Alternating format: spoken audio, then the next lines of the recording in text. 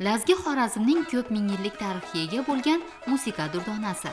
Lazgining jo'shqin va jozibali, yoqimli va diltortar ohangi har qanday tinglovchini bee'tibor qoldirmaydi.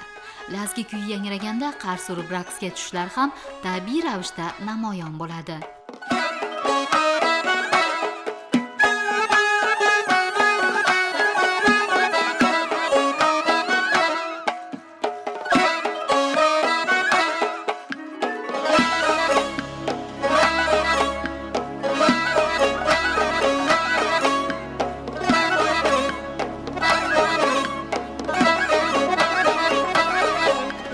San'atining gultoji bo'lgan lazgi raqsi 3000 yillik tarixga ega bo'lsa-da, o'zida zamonaviylik bilan birga milliy ruhni ham hamohang ifodalaydi.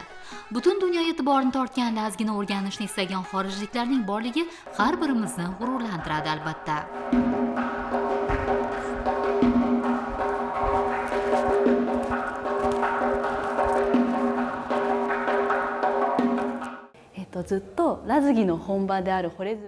Ko'p yillardan buyon lazgi raqsini o'rganish istagida edim va ana shu maqsadda Xorazmga keldim.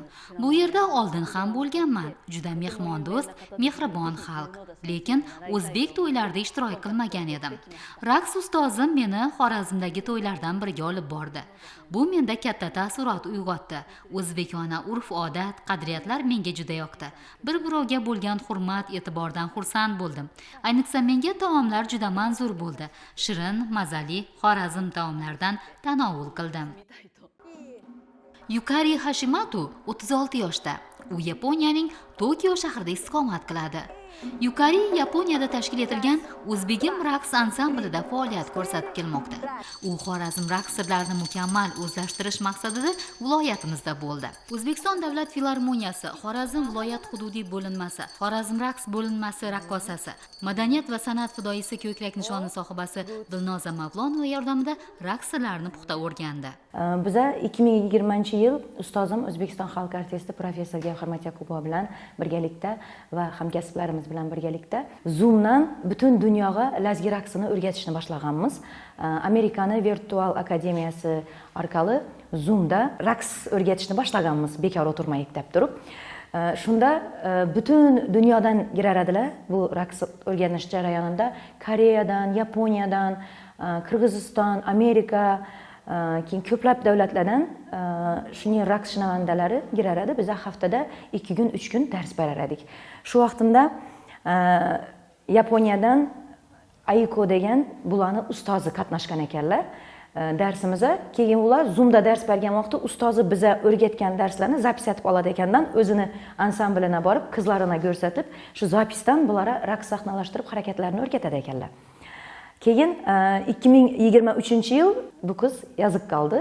Men sizlarning raqsni juda ham yaxshi ko'raman. Biza Yaponiyada O'zbegim raqs ansambli tashkillashtirib ko'pmiz. Shu yerda ishlayman, Aiko'ni shogirdiman. Men sizlardan onlayn emas, offlayn borib raqs sirlarini o'rganishni xohlayman. Agar borsam, raqs o'rgatasizmi va meni ustozingiz Gavhar Yakubova bilan uchrashtirasizmi deb turib yozganlar. Men bajona dil deganman, bemalol kelavering dedim. Lazgi afsonasini o'rgatdik. O'rganish qobiliyatim dum ajoyib, chunki insonni o'zi xohlasa bo'lmaydi narsani iloji yo'q. O'zi chet eldan bo'lib turib Xorazm lazgisini o'rganishi bu katta gap.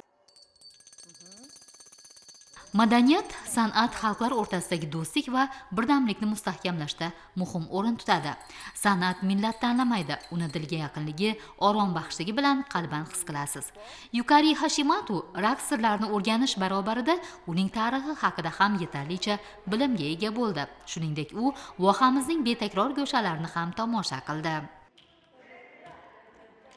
Qayroqni o'zini ushlashni o'zi mashaqqatli.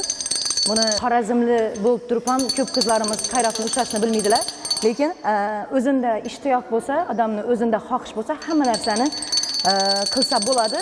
Shu qizdan misol aytib olsak bo'ladi. Shu qayroqni oqshom bir soat ishladik, faqat shuni o'rgandi va reys berishni o'rgandi. Mana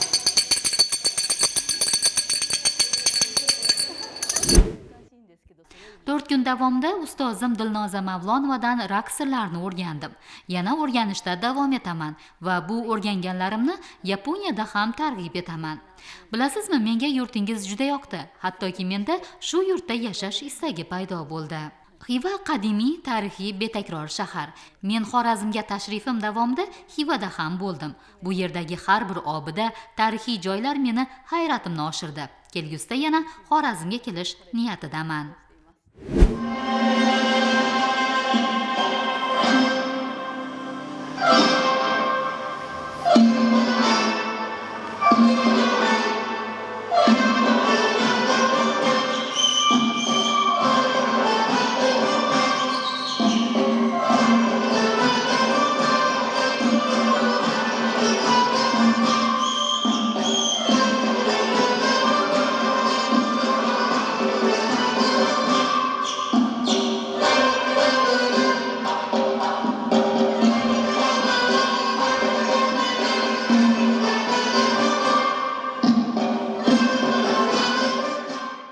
Lazga ilohiy kuy. Kuy jozibasi xalqchil bo'lib, har qanday tinglovchiga jo'shqinlik baxsh etadi. Ushbu kuy xorijlik mehmonni ham maftun etdi.